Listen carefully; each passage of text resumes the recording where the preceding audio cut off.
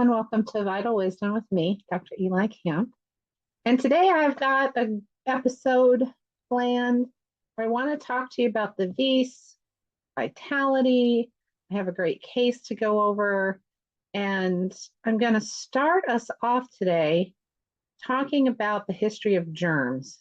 And that this is important because the way folks have come to understand germs and how they might or might not be responsible for things in the world has a lot to do with why the vis or vitality of a person and therefore their ability to weather the storms of life and illness and things like that sort of took a back seat to this thing called germ theory, which it turns out is kind of faulty and not at all accurate.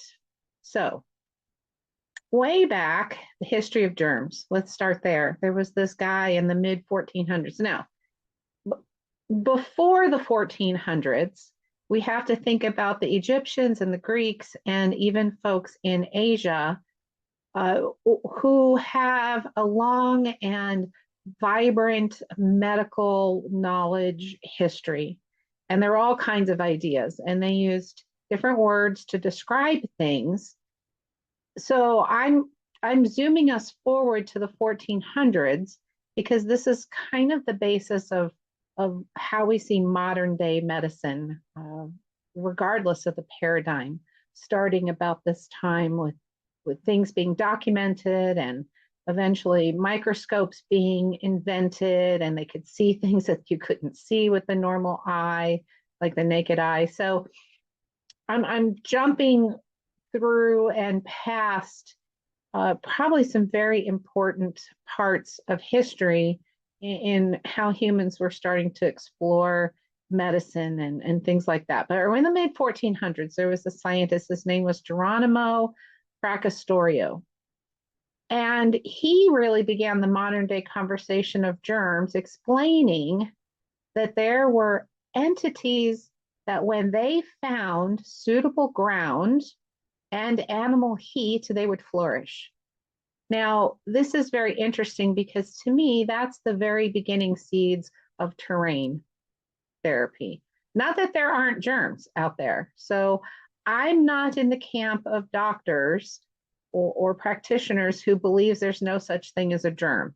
I don't believe that. I do think that there are entities out there that can cause problems.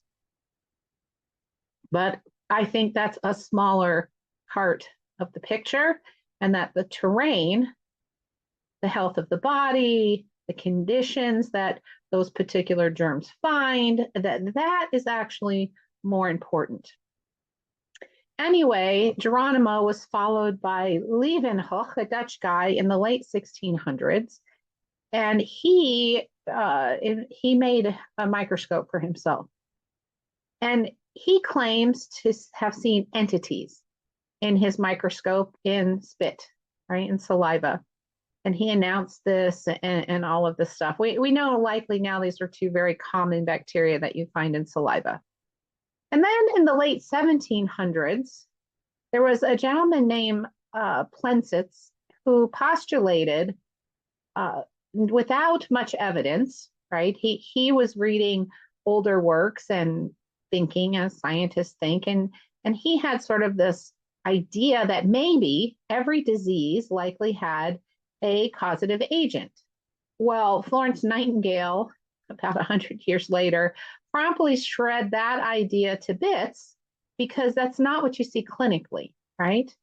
That was about the mid 1800s. And then this name hopefully you recognize Florence Nightingale, but then Pasteur, some 20 years or so after Nightingale, with the help of the King of France, who was his friend, plagiarized and stole other people's bench work or scientific work, and he decided to establish this new germ theory that was very much like the guy from Vienna, Plensitz, to say that germs cause disease.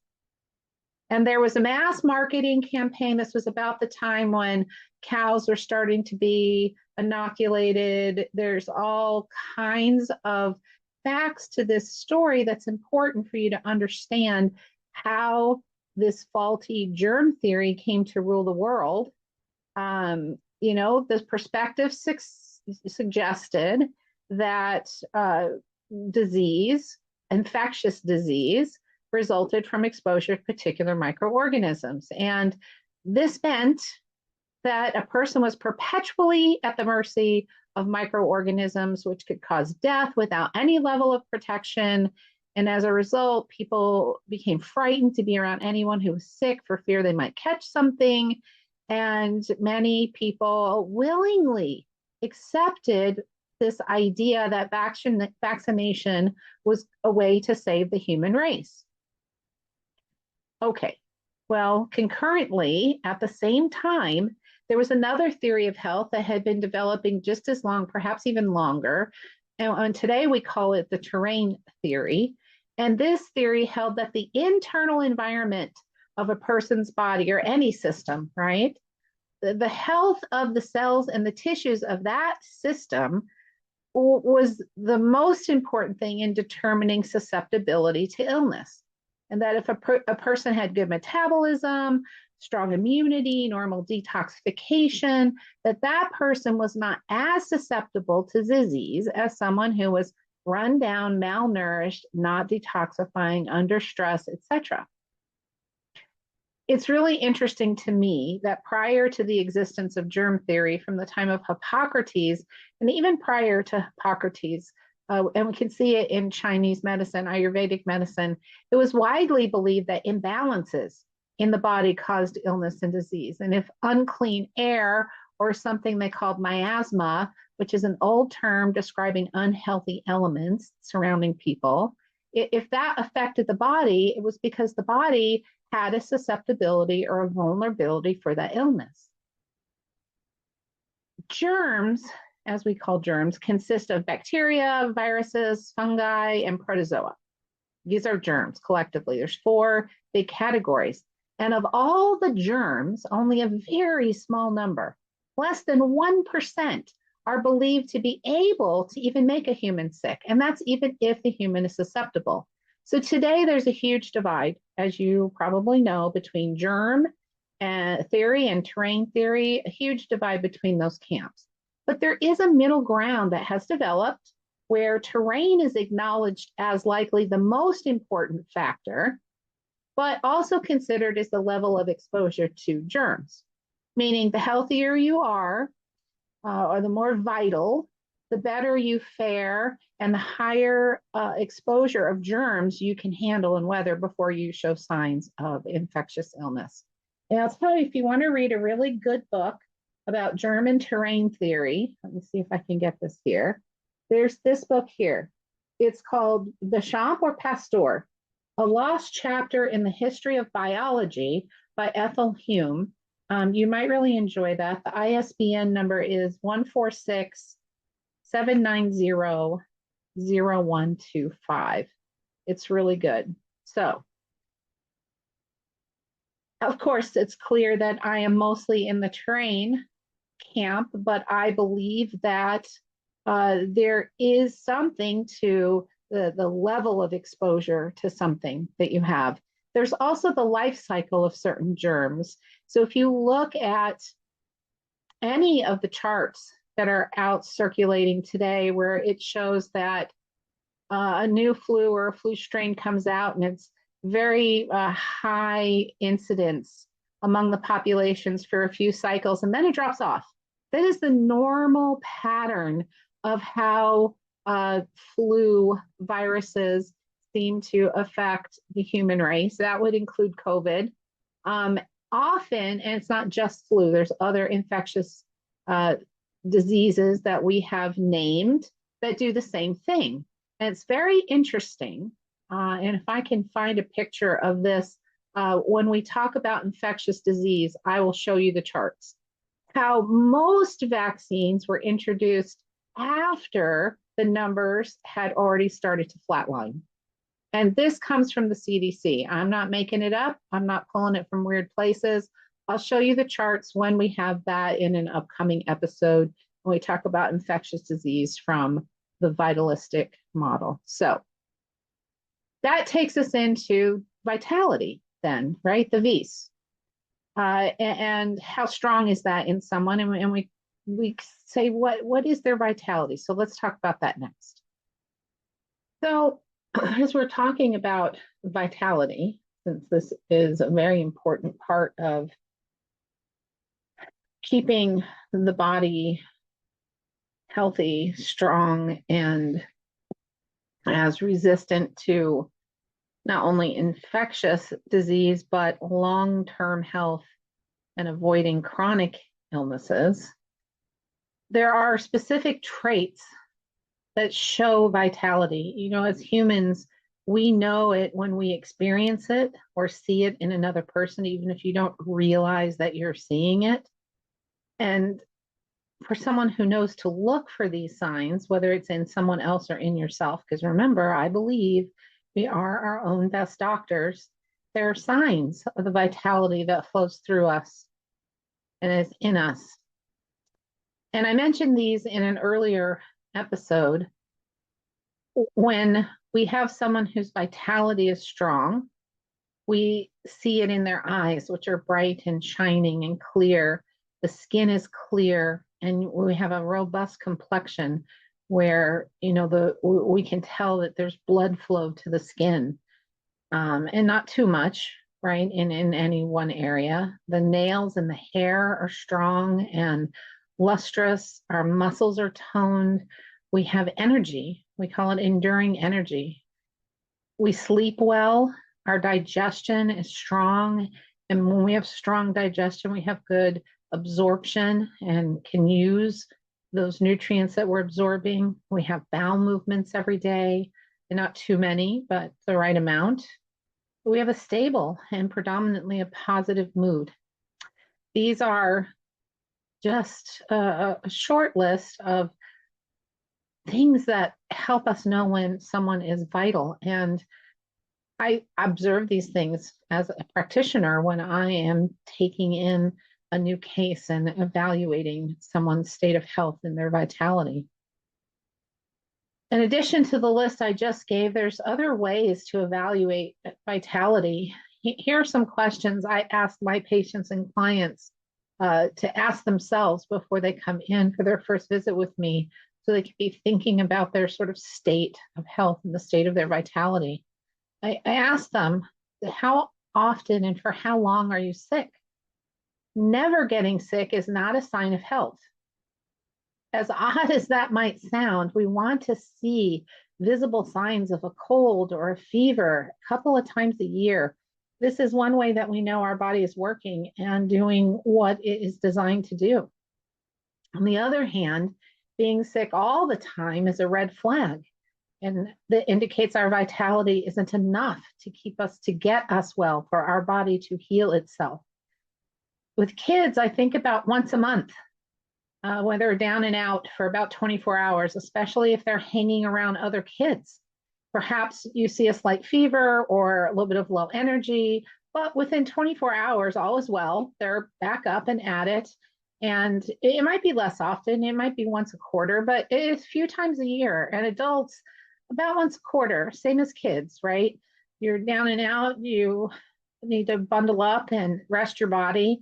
Your body's trying to clean itself out. It's reacting to, you know, these built up toxins that happen and trying to clear toxemia. And, you know, the immune system is at work doing what it needs to do. And that shows up often as what we think of as symptoms of a cold or a short flu. Are you in constant pain somewhere in your body? Aches and pains here and there are pretty normal, especially for very active people. And kids might have some extra growing pains here and there, but ongoing pain every day, that is draining your vitality. Something's going on. Do your joints, muscles, or nerves hurt? Do you have constant headaches? Do you ache or experience soreness all the time? You know, Do you find that you have to take something to take the edge off of pain that you're experiencing? These are signs that something is not as it should be. And constant or frequent pain in particular can lower vitality. And simply to be able to keep going, folks will self medicate, suppressing what the body is trying to tell them. So this directly lowers vitality. It is okay to have an ache or a pain here or there once in a while, especially if there's been some kind of trauma or extreme work, but with rest or some other type of treatment like hydrotherapy that assists the body in healing, it should clear up within a few days. And if it does, we know that our vital force is at work and our vitality is good. How about your energy level? What's the energy level? Do you wake up in the morning feeling refreshed, like your batteries have been recharged? And can you go all day or most of the day on your feet, moving here and there? How are things in the late afternoon? Do you have the energy to make dinner or clean up dishes, maybe take a walk after you eat? You know, for folks 70 or older, do you take a nap in the afternoon? That's a good thing, right? For how long? Do you need coffee in the afternoon to make it the rest of the day or some other type of stimulant? When our vitality is strong, we have what it takes to make it through the day. We wake refreshed. We should recharge with a couple of breaks during the day, but the energy we need is there for the asking. Like I said, when we hit 70 or older, it is a great idea to take a rest in the afternoon. And not everyone needs to do that, but it's a great idea. And it's good for us too. There's many cultures around the world that have a siesta in the afternoon. This allows your body to sort of recharge from the first part of the day and get ready for the next part of the day. How about your outlook on life? How do you experience life? Do you look forward to each day with confidence that you can navigate whatever comes up? Do you find joy and wonder in the minute to minute happenings? Are you motivated? You can complete tasks. You can stay mentally focused. Or are you lost in the past? Are you dreading with what might happen? If that happens, something, is life a joy or is it a burden? And when our vitality is strong, the more likely it is we have a positive outlook and can count on ourselves to navigate the waters of life. Have you ever heard that saying, someone has the constitution of an ox? It's an old saying, common amongst farmers and country people. This is someone with vitality, and it is noticeable. The more vitality a person has, the greater their resilience to illness and stress, the faster they recover from acute injury or illness, the easier it is for them to adapt to changing seasons and temperatures, the more balanced their mental emotional universe, the more positive their outlook on life, and so much more. There are things that you can do, daily practices that you can do to help maintain or enhance your vital force. When I'm talking to people about the vis, they always want to know, what can I do to strengthen that vitality? And it's always interesting to point out that the very same things that you do to establish health is what strengthens vitality. It's almost like the more vital one is, the healthier one is. And this turns out to be one of the laws of nature. Some folks will say that the healthier one is, the more vital. But I've not seen that you can have health without having a strong vitality. Eat well, stay hydrated, get good quality sleep, move your body often and every day. Make sure that your body's built-in detoxification systems are open and flowing. Manage stress that comes your way. Use supplements as needed to fill dietary gaps. Engage in prayer or other type of giving of gratitude, whatever practice you have. Volunteerism to help others. Manage, those things that come up each day in a way that moves you down the path towards healthier and away from the path that makes you less healthy. All these things build health in a basic way.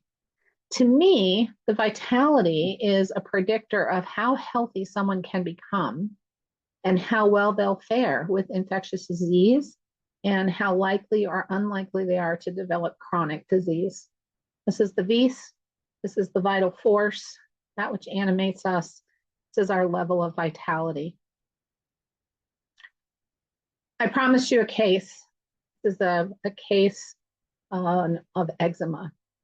And this is a 35-year-old man came in to see me with severe eczema and a history of topical steroids for most of his life. And he had recently been catching, this is how he saw it, he had been catching every cold that came his way, and he had experienced a significant drop in energy. And he felt like he was too young to be going through this. And I agreed with him completely. And the first thing I did was I just took a good long look at him. His eyes were dull, heavy with dark circles underneath. His skin was kind of mottled. There were rough patches everywhere, signs that he had spent a lot of time scratching and worrying at his skin. His nails were brittle and cracked. His hair lacked luster. He looked like he had the weight of the world on his shoulders. I mean, he was droopy and kind of hunched over. When I took his case, I discovered he'd had eczema from a young age, about 6 months old. And he had been started on steroid creams at that time, and he'd been using them ever since. For much of his life, the creams kept the skin fairly well under control, but nothing had been working in the last 3 or 4 years. He'd also had severe ear infections as a child and ended up getting tubes around 5 years old. And he had suffered from bronchitis at least twice a year, sometimes more, and that had also been happening since he was a young child. He said over the last couple of years, he'd get a cold or something like a cold every 3 to 4 weeks, and it would last a month, and then he would improve and he'd be okay for a couple of weeks, and then it would come right back. He was really tired of being sick, and his doctor didn't have any explanation for him or anything other than antibiotics, which he'd been on several rounds recently, many over the course of his life. Other symptoms that he was experiencing included some knee and hip pain, and these were new in the last year, and really just a lack of interest in life, a low energy, and a lack of motivation. His sleep was awful. He felt like he never could fall asleep before 3 or 4 in the morning, and then he could barely get up. If he could sleep until noon, he might feel like he got a little bit of sleep. And, all of the labs that his mainstream docs had run on him, nothing was really out of any normal parameters. His immune system was not as robust as it could have been, like his white blood cell count was low and things like that. For the homeopathic side of things, I asked specific questions that the answers I got about his skin was that everything about his skin was worse after a hot bath or shower. He really he'd be itchy and irritable, and the skin in particular, and just in general, he wasn't good after a hot bath or shower. So he learned to just take cool showers. He intensely disliked having to stand up for any long period of time, and he really felt better if he could just sit down. His skin was itchy and dry all the time, and the only relief that he had was if he could scratch it, and he would scratch it until it started bleeding. And then it would not itch as much, but it would scab over and the scabs would itch. He described himself as a pack rat, but an organized pack rat. Everything in his house was in stacks or piles in his apartment. And the only time he felt really hungry was late morning and right before lunch, but not quite at noon. And he described the sensation that he would get an empty or hollow sensation in his stomach, and he would know he needed to eat something, which sometimes it helped and sometimes it didn't. He was very sensitive to criticism from other people, especially about things that he felt he'd spent a lot of time on and had done a really good job at it. He had a little bit, I would call it a chip on his shoulder about how intelligent he felt as compared to the other people around him. He felt like he was much smarter than them. Like I said, he'd had labs done and mostly, basic blood work, which was pretty unremarkable, except for, the little bit decrease in white blood cells. He was very tall and thin, kind of lanky.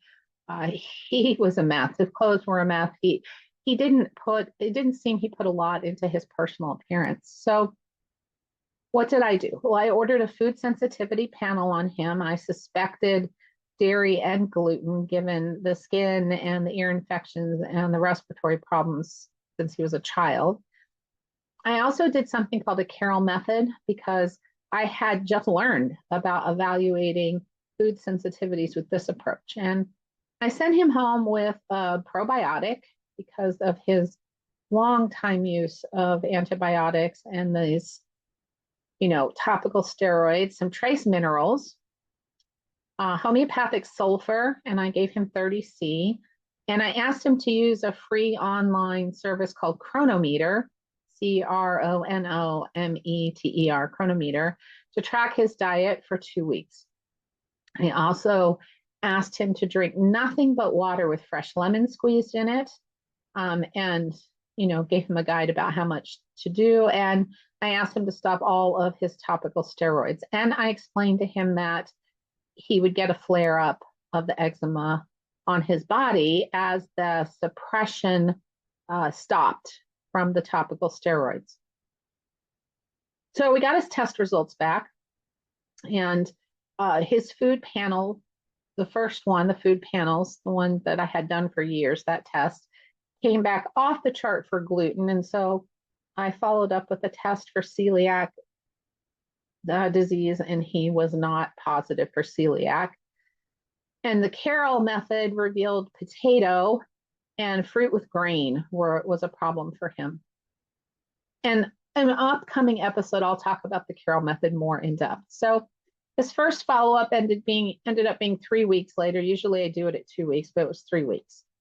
His skin had flared up considerably in week 2. So week 1 was relatively unremarkable for him.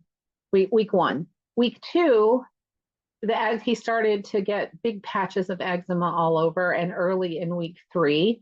But a few days prior to our appointment, it started to improve and it started to clear. But one thing he could report, there was way less itching.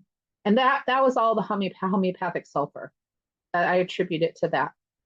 I went over his food test results with him, looked over his Chronometer log, and we worked out a food plan together for the next 2 weeks. And I got him on a good multi now that I knew, foods that he was sensitive to and some essential fatty acids.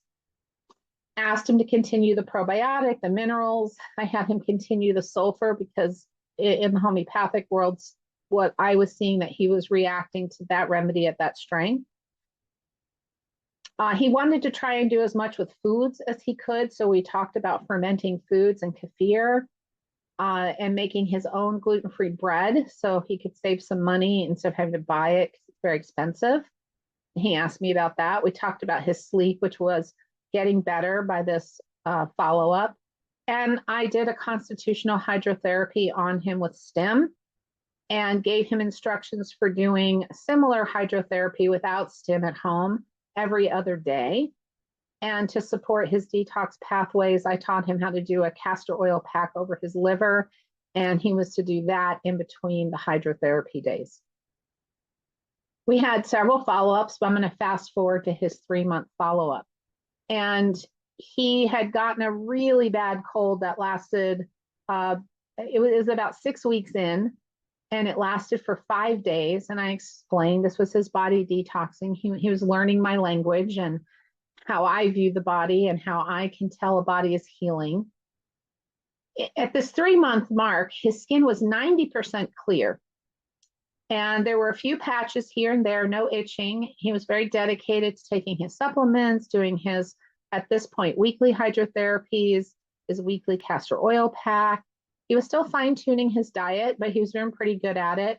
But what I saw at 3 months was vitality. Vitality had started to develop strongly and was shining through him. He was smiling, he was upbeat, full of energy, his skin complexion was looking good, his eyes were bright, And it was very clear to me at this point that his vitality was returning to him. We'll zoom all the way to 1 year. And we met about every 3 to 4 weeks at this point after his 3 month follow up. So once a month. At 1 year, he'd gone through a couple of strengths of the remedy. So we'd gone from sulfur 30C to sulfur 200C, and sulfur 1M is what he was at the end of that first year. And what we used was the eczema. So if the eczema started to come back, I would, and there were no other symptoms, which there weren't any other new symptoms, then we'd increase to the higher strength. And he didn't dose it every day, maybe, once a week or so. He kept doing hydro once a month because he loved how he felt when he did his hydros. He had his diet down pat. He had joined a hiking club and was going every weekend.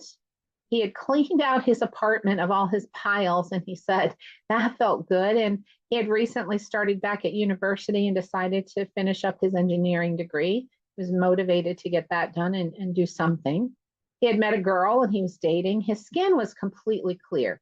So he came to me because of eczema and because he kept getting colds and his energy was down. Well, the skin was clear at 1 year, and he was only dosing his remedy once every 3 or 4 weeks at this point. He had no joint pain. His energy levels were great. He was sleeping well. The cold he'd had at about 6 months in for a few days, but he understood it for what it was, and he could tell his body was kicking stuff out. So he was really happy about that, and that cleared up quickly. And overall, he was doing really, really well. There wasn't a lot. We did small changes, right? We took out what was creating inflammation in his body that he was having a reaction to. We got stuff into him that was acting in a nutritionally medicinal way instead of causing problems. It was rebuilding health.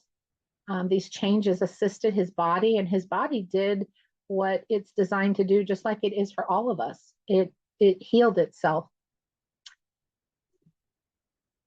He's one of many wonderful cured cases using the vitalistic approach to health.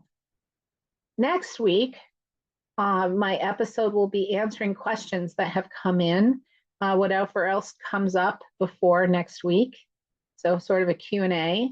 Feel free to send in messages or questions that you might have, and I'll address them on that episode.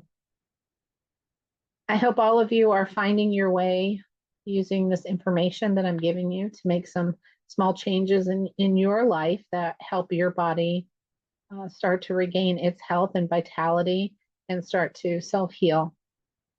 Thank you always for joining me, Dr. Eli Camp on Vital Wisdom.